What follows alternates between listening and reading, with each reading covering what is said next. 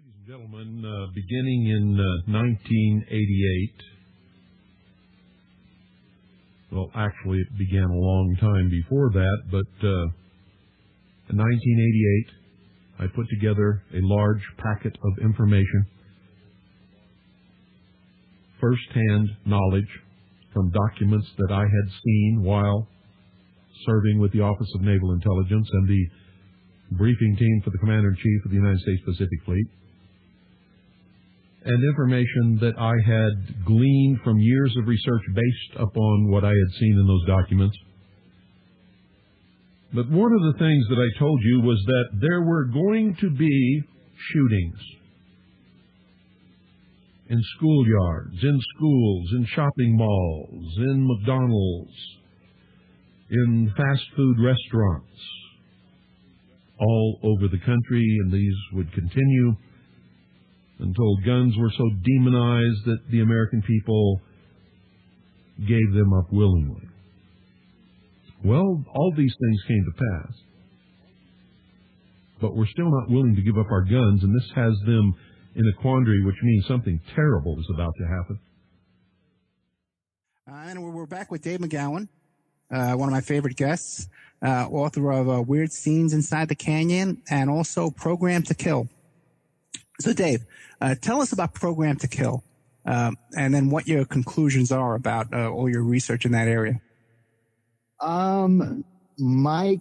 It's basically an alternative look at the serial killer phenomenon that really kind of kicked into high gear in like the early 70s, when an era when we had all of these very high-profile kind of name-brand serial killers, which we don't really have anymore, you know? Have you noticed that?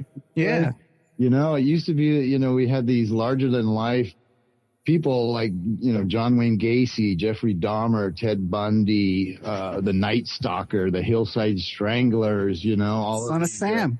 Son of Sam, yeah. I mean, you know, every city seemed to have one there through the 70s and into the 80s, and we don't really have that anymore. I mean, L.A. used to have them. It seemed like there was constantly, you know, the Sunset Strip killers, the freeway killers, the Hillside Stranglers, the Night Stalker, you know. I mean, it was just like one after another, these very high-profile people that got a lot of press, and you know, they got these names, you know, they got a media-friendly name and all that, and we don't have that anymore. I mean, and nobody really questions that, which is just amazing to me. You know, we went through this period where we just seemed to have serial killers on the evening news on a regular basis, and at some point that kind of died out, and now what we have instead is school and workplace shooters and quote unquote domestic terrorists, you know, like the Sarnov brothers or whatever,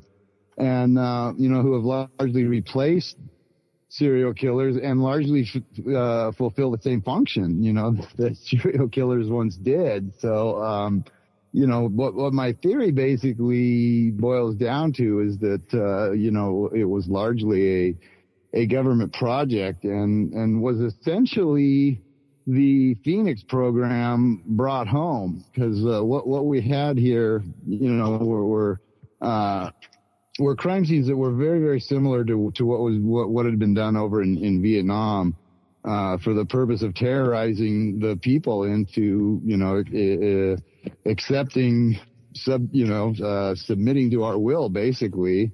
And it was a psychological warfare program where people weren't just assassinated; they were assassinated in particularly gruesome and horrific ways, and put on display as sort of warnings to others.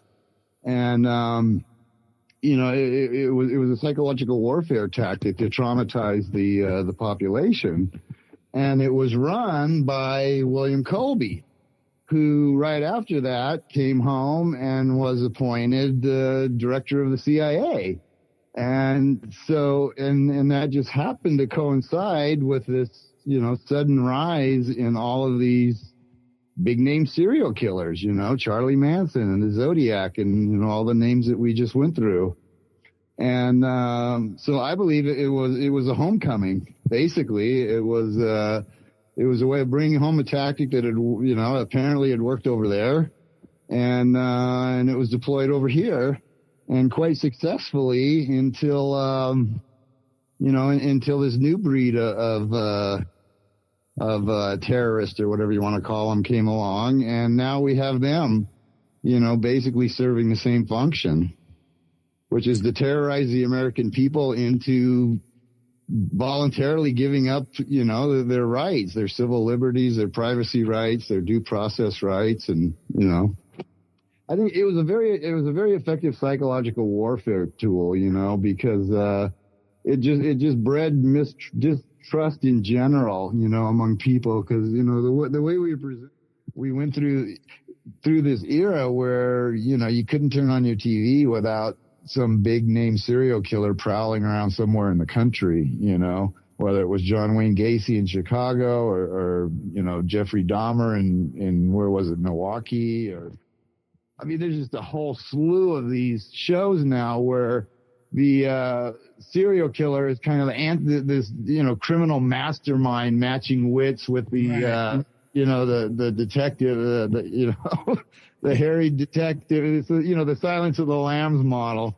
And, we're being presented more and more of these serial killers on TV as sort of the anti-hero of the show. And, there's actually more serial killers in our entertainment than you read about actually out in the world now. And weirdly, nobody questions that. Why does nobody question why we had through the 70s and 80s, we just had this whole slew of serial killers, and now you never hear about one.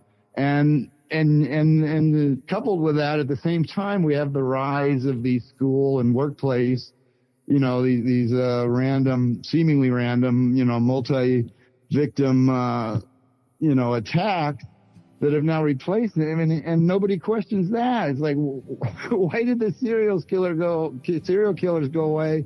And now we have all these people, and why does nobody question, why that's now a part of our daily environment when it wasn't, 20 years ago? And it amazes me how people... Yeah, people don't question anything. People don't question. I don't know. Why do they...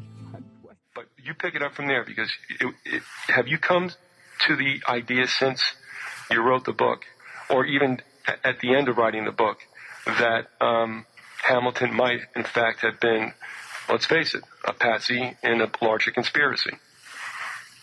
Well, I haven't any doubt about that now at all. It's almost like the final bits of the jigsaw have been put together for me.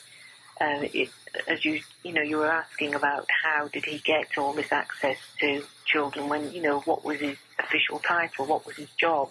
This was an unemployed man who had no qualifications at all. But I've gone full circle, because now I strongly believe there's MI5 involvement, and that this was a government-orchestrated massacre, and that Thomas Hamilton was selected as a patsy probably a good couple of years beforehand. Yeah, and I get. All right, let me state this then. Is this plausible? That obviously he was involved in a very tawdry enterprise that might have involved politicians or men in suits. We'll just say that, and that they gave or a rationale was given for why he would pop up at Dunblane if he has his axe to grind with somebody who works there, and then you have somebody obviously that is there to take him out. And I hate to say it, but then it's a horrible word, the collateral damage to children were just to make it look like a heinous act of a madman. Would that be correct? Well, no, I think that it was part of an effort to change gun laws in Britain. The gun control movement have to be involved in this in some way. Say anymore, and don't believe this is possible. But given even the resistance to the changing gun laws, even after a massacre of so many children, you can see that they couldn't have just brought legislation in. There would have always been resistance. So there had to have been a political lobby group behind this. And what convinces me more and more, you've had people on talking about Columbine, talking about Port Arthur. And these quite clearly were staged massacres too. So if you've got these are the three big massacres, and if they've all been staged, and there's so much evidence now, so if we've all, I mean, if it hadn't been for the internet, I wouldn't have ever known anything about the background research going on about Port Arthur or about Columbine, and we would have all been isolated. So, and I'm not saying I'm in contact with all these other people. I've just been listening to your, radio program, and I am just struck by how much manipulation has gone on to bring these massacres about, and then to cover up the truth afterwards. Well, there has to be a political lobby group involved in this.